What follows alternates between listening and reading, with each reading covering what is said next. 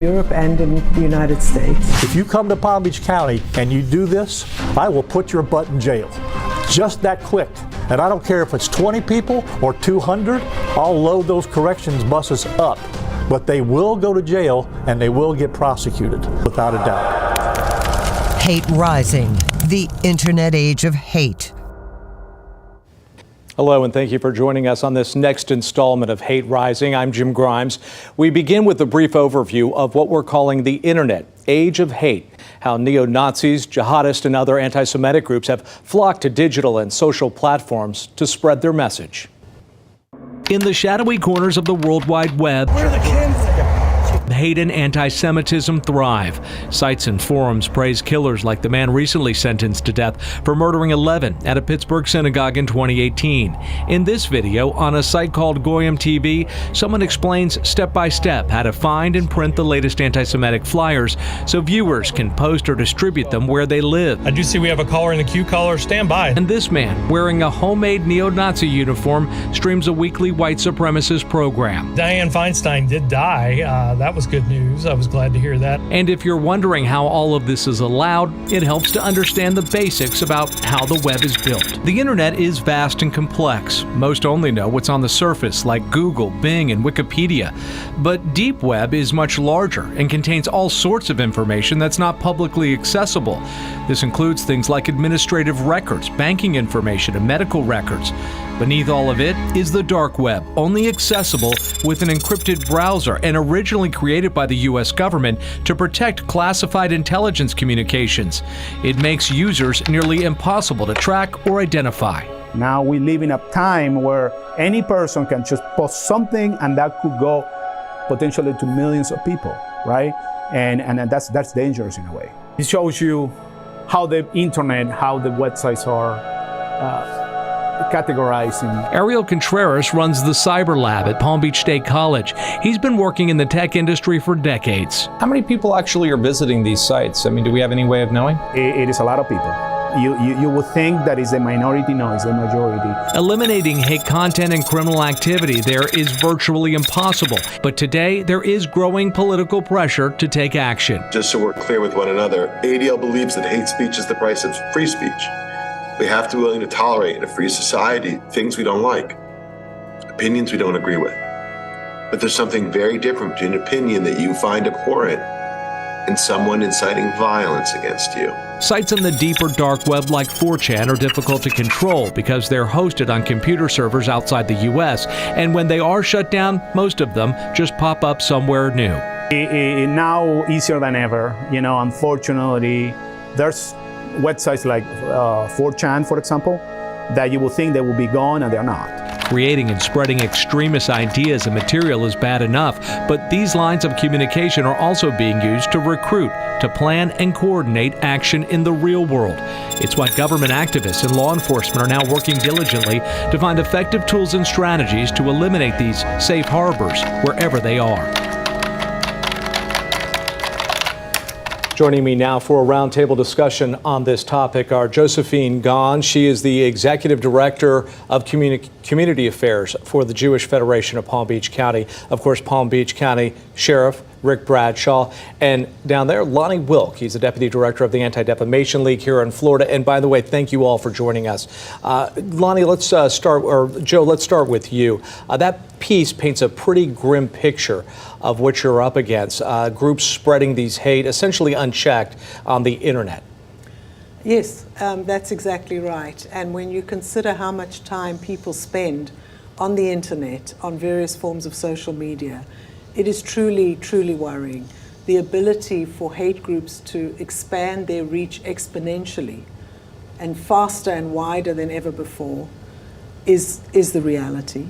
When you think about the amount of time kids spend on it, it is very, very worrying. And I think there's an increase in radicalization that takes place through the internet.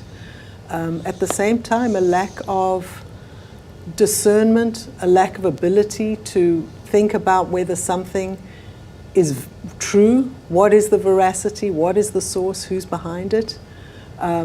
We don't teach our kids that, for example.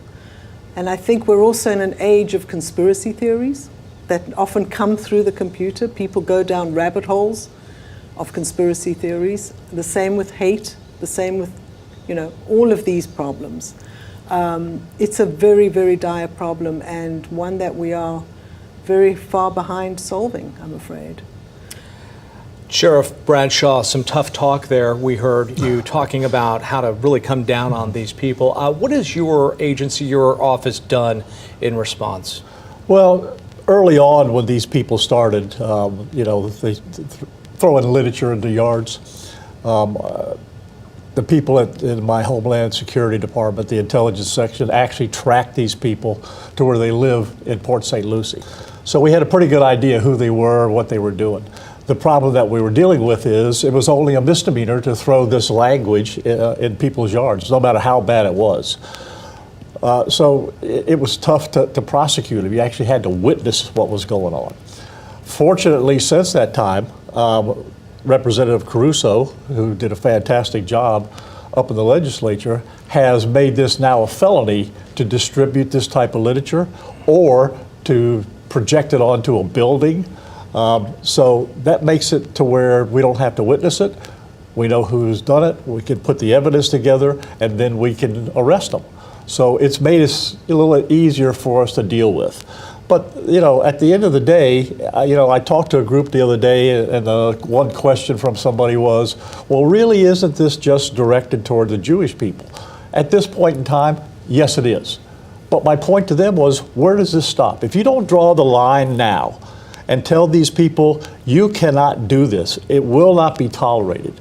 Who's next? Is it going to be the African Americans? Is it going to be Hispanics? Is it going to be people from another country? Where does it stop if you don't stop it now? Lonnie, the ADL tracks this stuff pretty closely here in South Florida. We have a large Jewish population, one of the largest in America. What can you tell us about these kinds of activities here? So ADL tracks and monitors extremist activity, anti-Semitic, and all kinds of bias-motivated incidents. And we've done so every year and released the information in audits every year since 1979. What we found last year was an increase in anti-Semitic incidents, both criminal and non-criminal, in the state of Florida, an increase of 40% last year. And if you look at the numbers from 2020 to 2022, they doubled in quantity. And so when we look at anti-Semitic incidents, we know they don't live in a vacuum. As the sheriff just said, there's every expectation that those who hate Jews also hate many, many other communities. And so when we look at approaching and dealing with anti-Semitism, it should be an operative example for how we deal with hate and bigotry entirely in our society. And we need to understand that hate against any of us is hate against all of us. Racism is not just a problem for the African American community. Homophobia is not just a problem for the LGBTQ+ community. So we need a whole of society approach to address this rise. Well, as you've just heard, these attacks against our Jewish communities are not going unnoticed or unanswered. When we come back, we'll look at how lawmakers, activists, and law enforcement are fighting back. You're watching Hate Rising, the Internet Age of Hate. Sponsored by Morse Life Holocaust Learning Experience. In covering this current rise in anti-Semitism, we've learned stopping hate is a job that can only be done by all of us working together. Law enforcement, government leaders, and community groups, they all have a part to play in this fight as well. In May of this year, President Biden addressed Americans with this announcement. Today, I'm releasing the first ever national strategy to counter anti-Semitism. That strategy lays out dozens of commitments to help protect Jewish communities. It includes initiatives aimed at improving public awareness, training, and encouraging people to report hate crimes. The administration also wants states to fight back against anti-Semitism. So I think one of the most critical things that we can do is ask our elected leaders to condemn this sort of activity. The ADL believes in changing government policies and passing tougher legislation. Florida Congresswoman Debbie Wasserman Schultz is leading the way in Congress. Hate in our community will not be tolerated, that we are united against the extremists and the white supremacists, that we stand together in this community, and we will do whatever we can to push back. Some want to penalize public colleges by withholding federal funds if administrators turned a blind eye to anti-Semitic, anti-Israeli events on campus. Even the money given to the United Nations, which some see as anti-Israeli, could be withdrawn. You know, over the past 5 years, anti-Semitism has been on the rise. Meantime, Florida lawmakers had already been pushing, creating ways to curb growing threats. Representative Mike Caruso saw it happening in his district of West Palm Beach. We've seen stories in the news from hateful banners being hung from overpasses on highways such as I-95 and the Turnpike, all with anti-Semitic messages. We've seen hateful flyers being placed on cars in West Palm Beach. We've seen hateful flyers being distributed in Jewish communities in Boca Raton with hateful anti-Semitic messages. And we've seen the projection of Nazi swastikas on the CSS building in Jacksonville. Florida, along with local governments, passed laws enhancing penalties for anti-Semitic crimes, including the distribution of hate-filled flyers or harassing people for their religion or ethnicity. This filthy Jew, don't touch the car. Folks, I'm not going to dance around this. These people are evil. As far as I'm concerned, they're just another brand of domestic terrorist. If you come to Palm Beach County and you do this, I will put your butt in jail. That same tough message is also behind this impactful public service announcement from the Kraft Foundation, in which a father confronts his son about the Boys Anonymous online hate speech. I saw what you've been posting. Hitler was right. I didn't teach you that. You hide behind your screen, spewing all this hatred and ugliness. You got something you want to say? Get out of the truck and say it to their faces. What a powerful message. Well, new data now released by the FBI shows religious hate crimes target Jews in America more than every other religious group combined. And Sheriff Bradshaw, again, we heard some very tough talk from you speaking out against this. How do you and your agency control this kind of menace, this hate out there? Well, you have to send a strong message back to people. This is like everything else in life. The more you tolerate something, the worse it becomes. And you even see this group that started throwing the literature out. You showed a picture of it. Now they started hollering into cars, terrible stuff. You can see the fear on the people's eyes as they're trying to leave a religious institution. Look, people have the right to express their opinion. They don't have the right to intimidate you. They don't have the right to scare you. They don't have the right to cause fear. And they don't have the right to disrupt your life and your religious event that you're at. It's just that simple. Up there, I don't know what city that was. I can tell you something right now. If they'd have done that down here, they'd have been in jail. We're not going to tolerate that. You have to stop it early. Send the message back to them. Doesn't matter whether you think this is all right or not. Doesn't matter if you think we're just throwing literature out. It's got to stop. And if it doesn't, then you're going to pay the consequence. Lonnie, your education, understanding, they go a long way toward eliminating hatred, and that is a big part of what the ADL does every day. Has your mission changed in this new digital age? No, our mission hasn't changed. Our mission is more than 110 years old now, to stop the defamation of the Jewish people and to secure justice and fair treatment to all. I think we are adapting how we apply that. And so we have entire teams within my agency that work to monitor and expose extremism in real life, online, in gaming, and the numbers that you shared about hate crimes targeting the Jewish community more than any other religious community combined should be startling. And so I think one of the things that ADL has done over the last few years in a significant way is to empower students, is to empower young people and parents on how to identify bigotry, anti-Semitism online in online gaming, so that you can have the ability, if you see something that you want to report, we have a cyber safety action guide which can allow parents, which can allow teens within just a couple of clicks to understand what are the policies of whatever platform you're on, and how can you report an incident to those platforms. We also know that many online companies, many social media and gaming companies have some significant way to go in addressing the hate and extremism that are on their platforms. You know, what Lonnie said is almost a third of the Jewish population feel intimidated, feel threatened, have changed their behavior, hide their Jewishness, not do community events, not go to synagogue because out of fear. This is in America.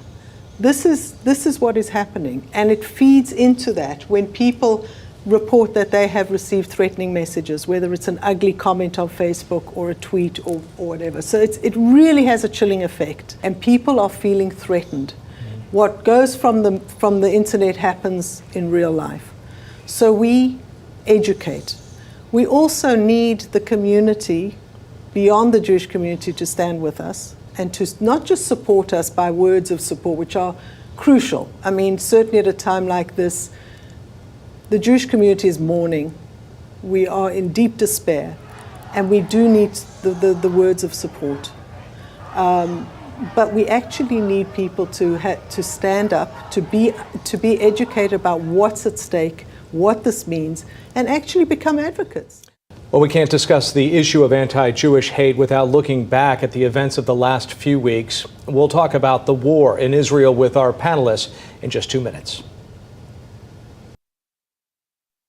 You're watching Hate Rising, the Internet Age of Hate.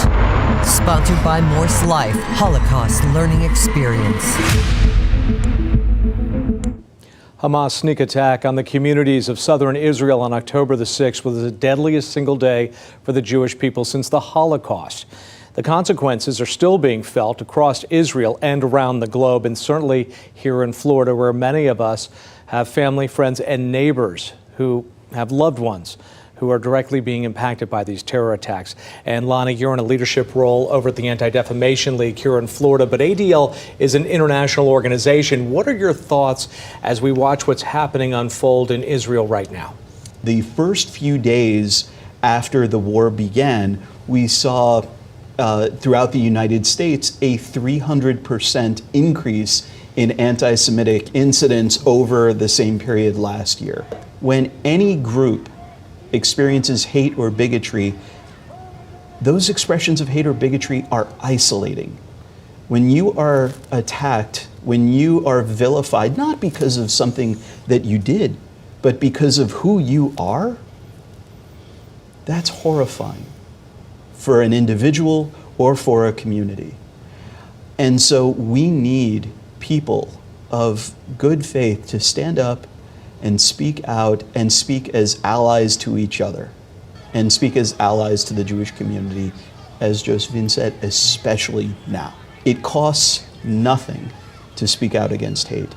Sheriff, Hamas calling for violence against Jews everywhere. I know your office has been proactive, but talk about what other things are being done to protect places of worship and our Jewish communities. Yeah, one of the advantages that I have is being the chairman of Regional Domestic Homeland Security for all of South Florida.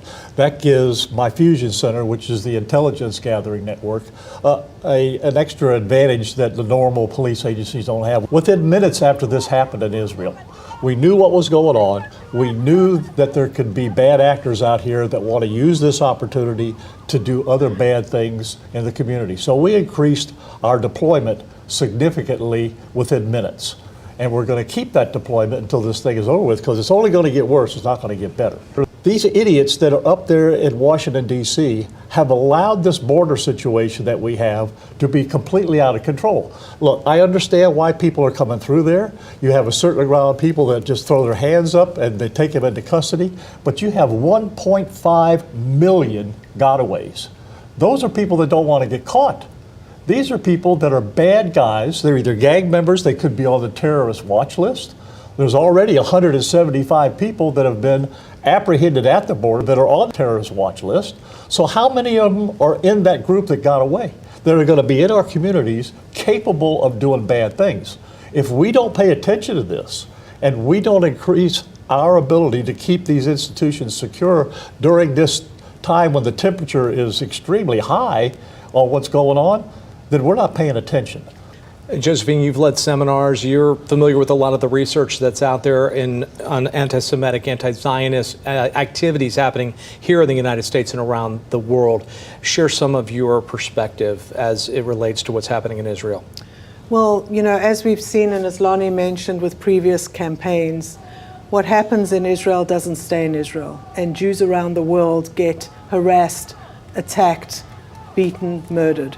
So this is about the hatred of the Jews, the hatred of the left, couched in language of progressivism, is very dangerous because it normalizes anti-Semitism in a way that the neo-Nazi type hate doesn't. Because they're very open about it.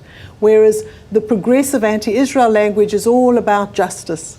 So it seems all good and just and fine, and yet it's the one that results in people buying into it far more. And you have Hamas, which is a terrorist organization that is being praised, that its methods are being praised. You know, the sheriff talks about, you know, danger of terrorists entering. There are people within our communities in our country who are already here, who are terrorists on both sides of the spectrum. So this glorification of hate and of murder it's horrifying to see. My only sense of hope, actually, that I've felt in the last couple of days, and it's been very tough, is that I think maybe people's eyes are open. Maybe people will start to see these groups for what they are when they hear the sort of praise of Hamas. Maybe they'll start to see that maybe these aren't good people. That's my hope. We always say never again, never again. You know, this is now. It's now. Now is the moment. It's not waiting for something else to happen. That's all the time we have for now. I want to thank our panelists for taking the time to share their experience, knowledge, and perspective with us, and for exploring the difficult but important topic. We want to close with a story of heroism during the Holocaust, a group that rescued hundreds of Jews from the Nazis during the height of World War II in Europe. Our Lily Ortiz spoke to surviving members of the rescuers known as the Bielski brothers and one of the Holocaust survivors whose family they saved. That is the fighters, two group of fighters, and you... The moment you walk inside Aaron Bell's Palm Beach home, front and center are commendations, plaques. Decades-old photos of Aaron with relatives line the walls. All part of one of the most successful rescue efforts of Jews during the Holocaust in World War II. If you do good things, why do you want to forget? You want to live with that. These days, he goes by Aaron Bell. But the 96-year-old is the last living sibling of the Bielski brothers, heroes who saved 1,200 Jews from the Nazis, living in the forest through brutal winters, starvation, and the ever-present danger they would be found by German soldiers. What a person does for survival, a hell of a lot. With the help of his wife, Henrika, they take us back to the very beginning. It was 1941. Aaron wasn't yet a teenager when the German army invaded the Bielski small village in what is now Belarus. His parents were murdered by the Nazis. Other family members shipped off to ghettos. Aaron hid in the forest with 3 older brothers, a place they knew well from playing there as children. It's hard to understand, but it's a fact of life. That's the way it was. Otherwise, you will not survive. In spite of his age, Aaron was critical to the success of many of the brothers' rescue missions. He was the small, very tiny boy. He was going to ghetto and get people because he can go under the wall and he can talk to people in the ghetto and they can go out from ghetto and he take them to the base where they were staying. They collected guns and stole food from nearby farms. Over the next 3 years, the community in the forest grew. Many of the men, women, and children they rescued stayed to help, offering whatever skills they had. They have everything. They have bakery, they have doctors, they have nurses, they have fixing rifle, they have shoemaker. They built underground shelters, wooden bunkers to hide in, many of which are still there today. They put it together, and here is wooden table. That's all they was living like this. And they had to do this so that they would not get caught. German would not see them. The top of the hall was covered by bushes, by branches. I remember everything that transpired in the woods. Melvin Blankfeld was there. His family, one of the lucky ones rescued by the fighters from the forest. I think I'm the only survivor of Belsky's group. His mother became part of the Bielski Brigade. They joined forces with Soviet partisans and took revenge on the Nazis. People were just from all sides cutting a piece of ear, a piece of the nose, a piece of the tongue, a piece of whatever they could cut. This is for my mother, this is for my brother, this is for my children, for what they did